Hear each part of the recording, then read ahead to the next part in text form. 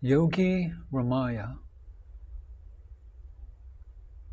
Paul Brunton's dramatic introduction and subsequent high praise for Yogi Ramiah in his book, A Search in Secret India, made him very popular among Bhagavan's devotees across the world.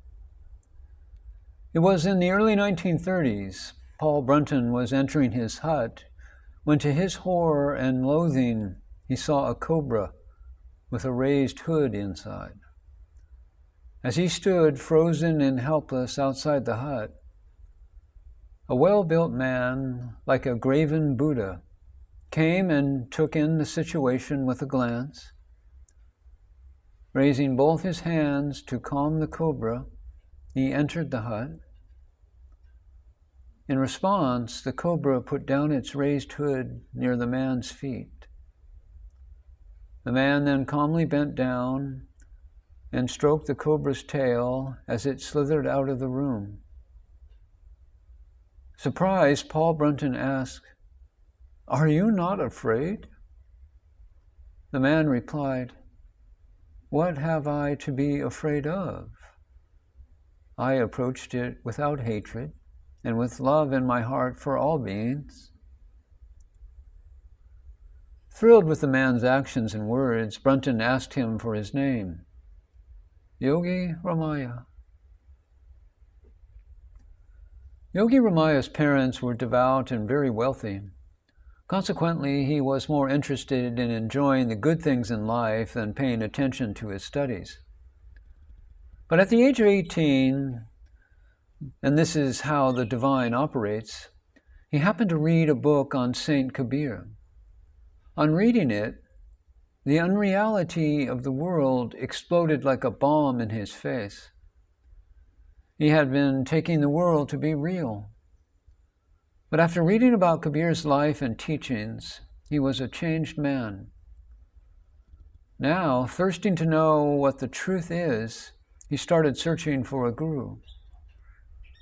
One day he met a guru who advised him to chant the name Rama 5,000 times every day if he wanted to know the truth. So intense was the young man's thirst for truth that he countered, "What if I chant more?"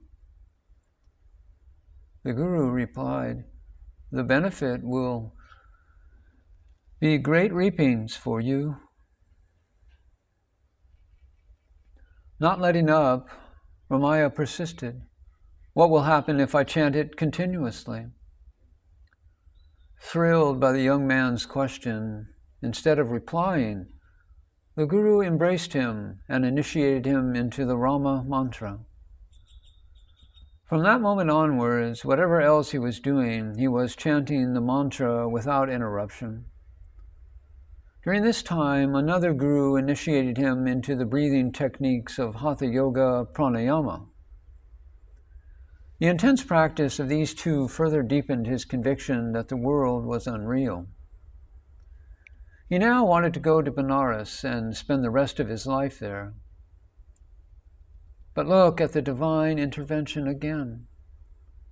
On the way, he happened to meet the same guru who had given him the mantra. On being told that he was going to Benares, the guru told Ramiah, "Go back to your village and pursue your sadhana continuously in your garden." Without hesitation, Ramiah obeyed and returned home to do his sadhana. In due course, he had the vision of Lord Rama. On pursuing it even more intensely, he experienced the disappearance of the external Rama. Instead, he started feeling God within as the self.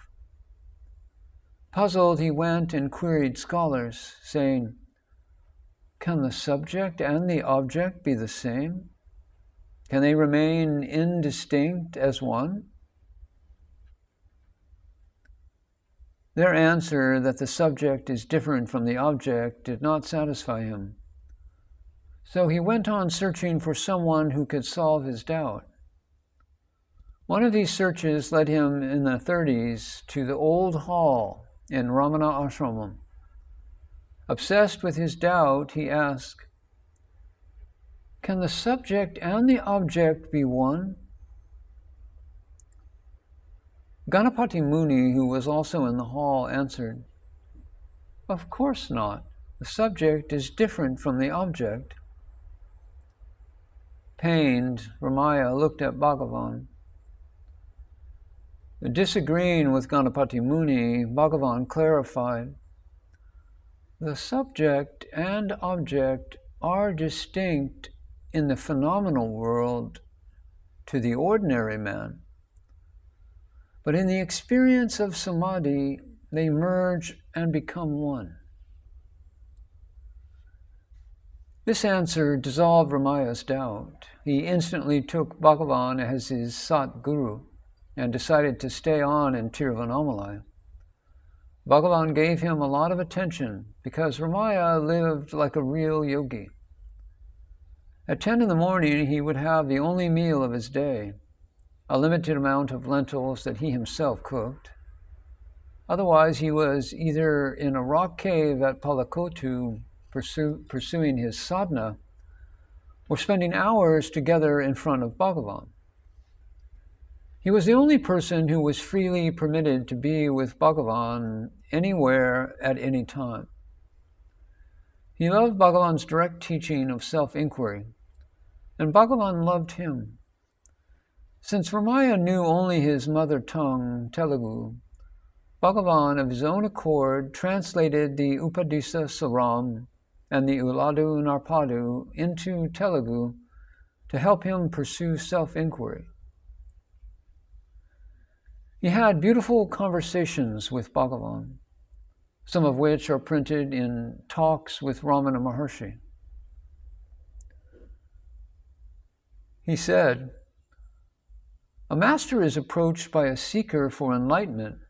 The master says, 'Brahman has no qualities, nor stain, nor movement.' Does he not speak as an individual? How can the seeker's ignorance be wiped off unless the master speaks thus? Do the words of the master as an individual amount to the truth? To whom should the master speak? Whom does he instruct? Does he see anything different from the self?" But the disciple is asking the master for elucidation. True, but does the master see him as different? The ignorance of the disciple lies in not knowing all are self-realized. Can anyone exist apart from the self? The master simply points out that the ignorance lies there, and therefore does not stand apart as an individual. What is realization? Is it to seek God with 4 hands bearing conch, wheel, and club? Even if God was to appear in that form, how is the disciple's ignorance wiped off? The truth must be eternal realization.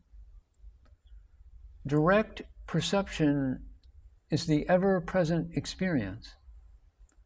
God himself is known as directly perceived.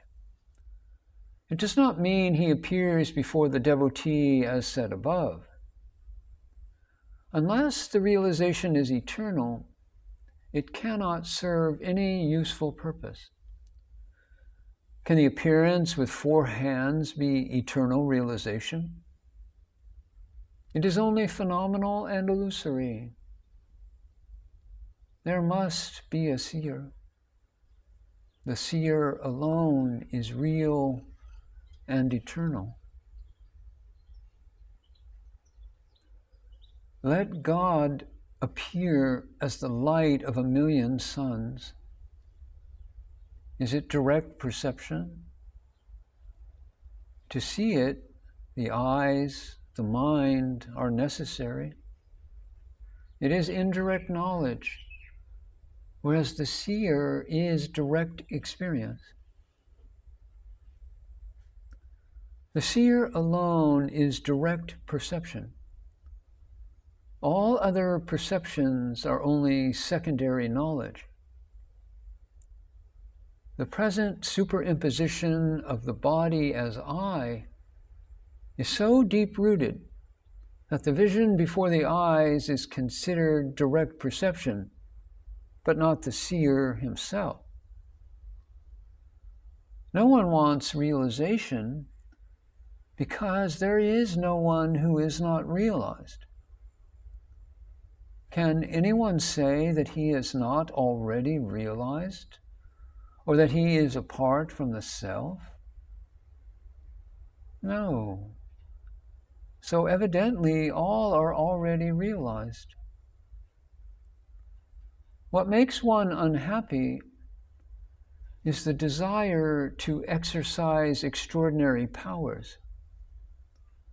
Man knows that he cannot have those powers, so he wants God to appear before him, confer all his powers on the devotee, and keep himself in the background.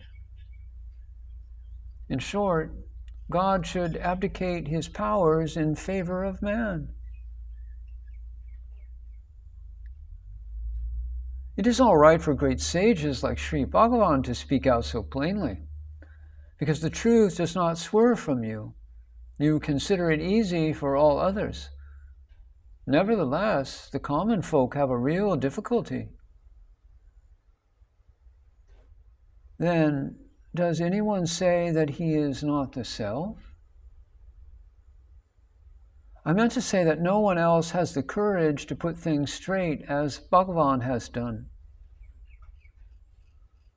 Where is the need for courage for saying things as they are?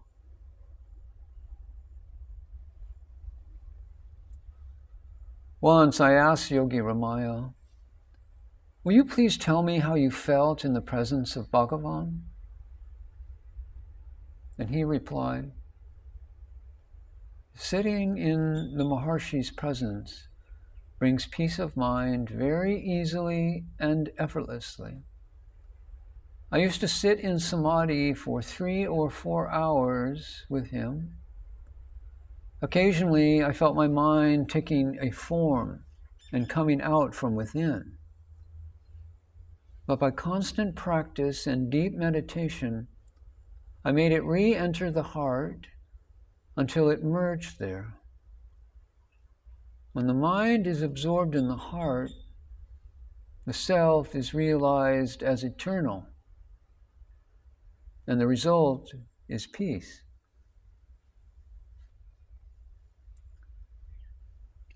After Bhagavan's passing away, Yogi Ramiah spent most of his time in tapas, austerities, yoga, and munam, silence, at his village, Annareddipalayam, near Nellore in Andhra Pradesh. Finding peace in his presence, many people used to spend time in his proximity. Those who stuck around were invariably taught self-inquiry and advised to follow the path of Bhagavan. Yogi Ramiah's last days were very peaceful. He was fully conscious till the last moment. Those who were with him then told me that his face was suffused with yogic brilliance. His lips were constantly uttering the name of Bhagavan Ramana till he breathed his last. A samadhi shrine was built where his body was interred. Since then, this shrine has become a place of worship.